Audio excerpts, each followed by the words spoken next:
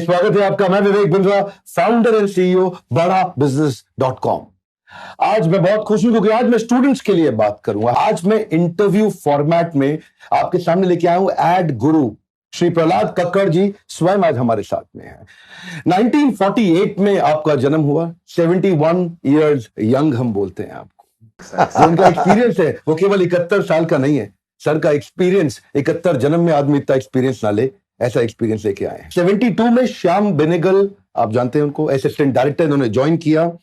Movies में इन्होंने contribute किया। उस समय अंकुर मंथन और भूमिका बड़ी पॉपुलर मूवीज रही अपने समय की। बाद में इन्होंने 1977 में अपना film production genesis film production शुरू किया। स्मिता पाटिल जी के कहते हैं आप उसे ब्लेसिंग से, उनके गाइडेंस में नाम उन्होंने दिया था। Thank you sir.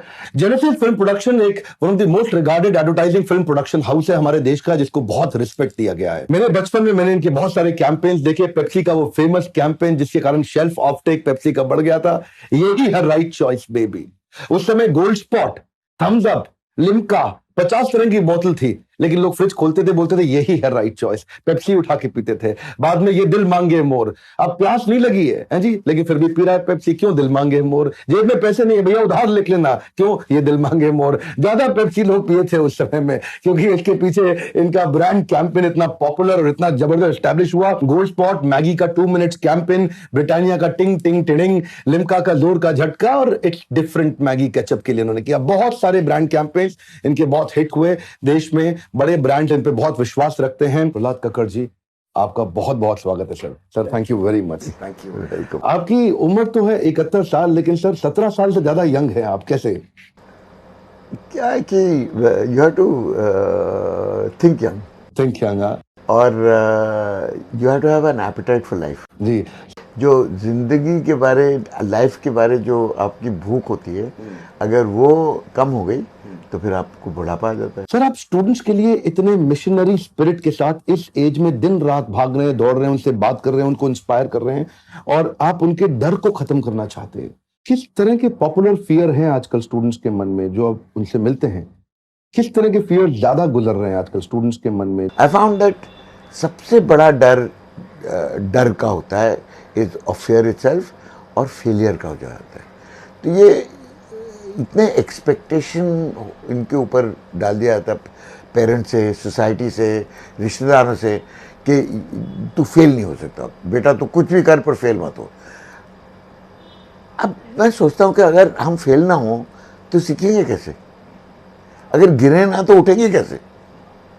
अगर चोट नहीं लगी तो फिर मालूम कैसे होगा कि ऐसे करो तो चोट लगेगी? You know, Fehling in life is a very important part of your lesson. बहुत खूब, वेरी नाइस सर। आपने बोला डर से ज्यादा बड़ा है। Fear of fear is bigger than the fear. Bigger than the fear.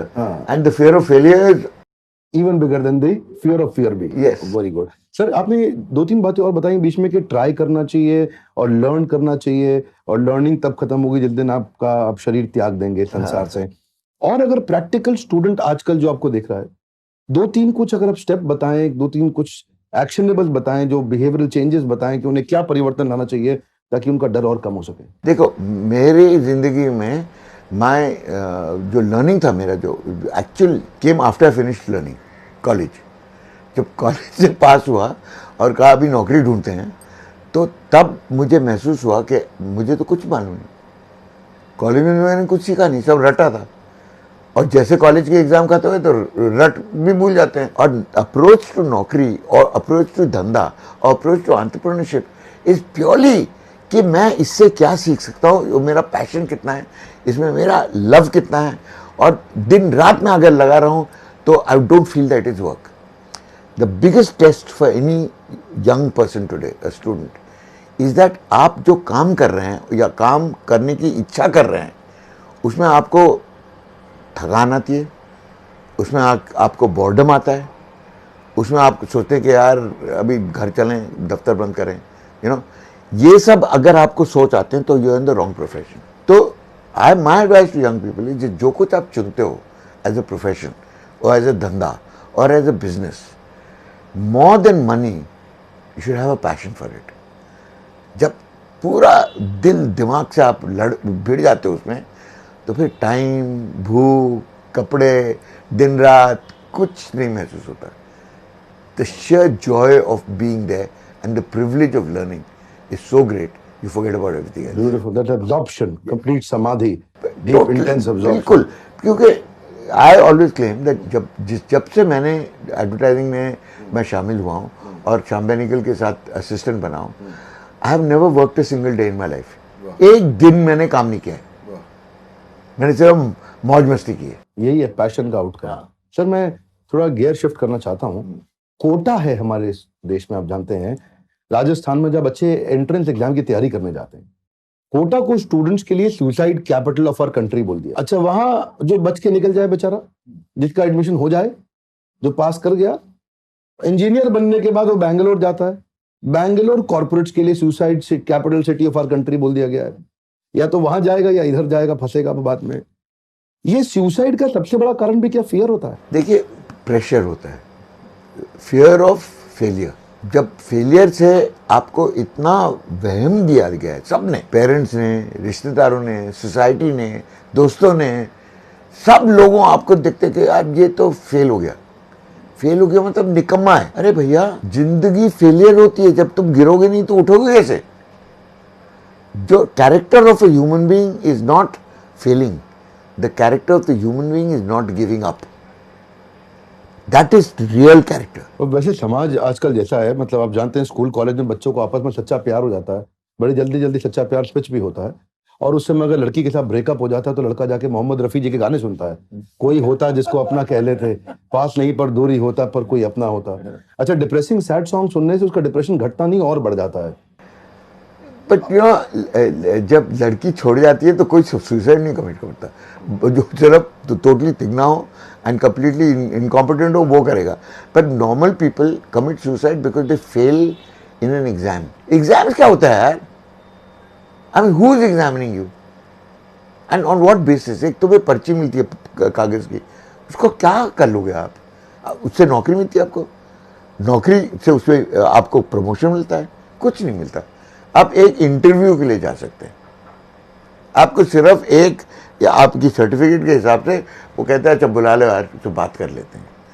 अगर आप अपने आप को प्रेजेंट भी नहीं कर सकते with confidence, if you can't speak a language with eloquence, चाहे हिंदी हो, चाहे उर्दू हो, चाहे अंग्रेजी हो.